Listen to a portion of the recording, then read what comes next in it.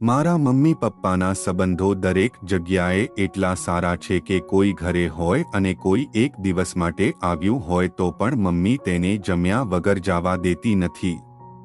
એવું ક્યારે બન્યું નથી કે અમારા ઘરમાં કોઈ મહેમાન ન હોય। કોલેજમાં વેકેશન હોવાથી હું પણ થોડા દિવસો માટે ઘરે આવ્યો હતો। હું ઘરે આવ્યો ત્યારે જોયું કે અમારા એક દૂરના સંબંધી આવ્યા હતા। તે મારા દૂરસ્તા મામી થાય છે। તે મમ્મી પાસે બેઠા હતા અને રખતા હતા। તેણી તેની માતાને તેના સાસરિયાઓ દ્વારા કેવી રીતે અત્યાચાર ગુજારતી હતી તે જણાવતી હતી અને અંતે તેણી તેના પતિનું ઘર છોડીને પાછી આવતી રહી હતી। ત્યારે આરીની ઉંમર લગભગ મારી જેટલી જ હતી। મારા કરતાં 23 વર્ષ મોટી છે। થોડીવાર માટે આંટીની વિદ્યા સાંભળીને હું પણ ભાવુક થઈ ગઈ। મારા મનમાં વિચાર આવ્યો કે તેણે આટલી નાની ઉંમરે આટલું બધું સહન કર્યું છે અને તેના જીવનમાં હજુ ઘણું બાબુ પ્રવાસ કરવાનું બાકી છે। હવે આખી સમાજ તેના વર મંત્રમુગ્ધ કરવાનો હતો। અચાનક આંટીનું ધ્યાન મારા પર ગયું અને તે મારી સાથે વાત કરવા લાગી।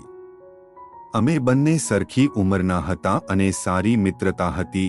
ઘણીવાર અમે આવ્યા પર બંનેને એકબીજા સાથે અમારા વિચારો વિશે વાત કરતા અને સમય જતો રહે તેની અમને ખબર જ ન પડતી। આ સમય દરમિયાન આંટી મારાથી ક્યારે પ્રભાવિત થઈ ગયા તેની મને ખબર જ ન પડી। હવે તે મને મનાવવા માટે પોતાનું શરીર દેખાડવા લાગી। તે કોઈ પણ ભોગે મારી સાથે એકવાર મંજા કરવા માંગતી હતી। મેં લાંબા સમય સુધી તેમની અવગણના કરી પરંતુ એક દિવસ મારે હાર માની લેવી પડી।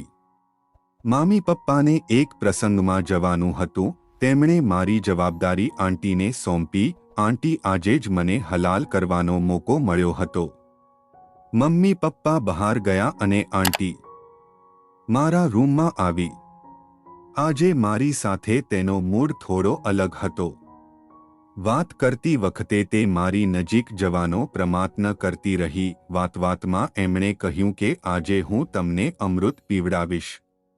આંટીએ આજે તેના પરના કપડાં ઉતારીને મને મોહિત કરી દીધો અને પછી તેને ફસાવીને તેની સાથે પ્રણપ કરવા દબાણ કર્યું। Thank you a lot guys for your love and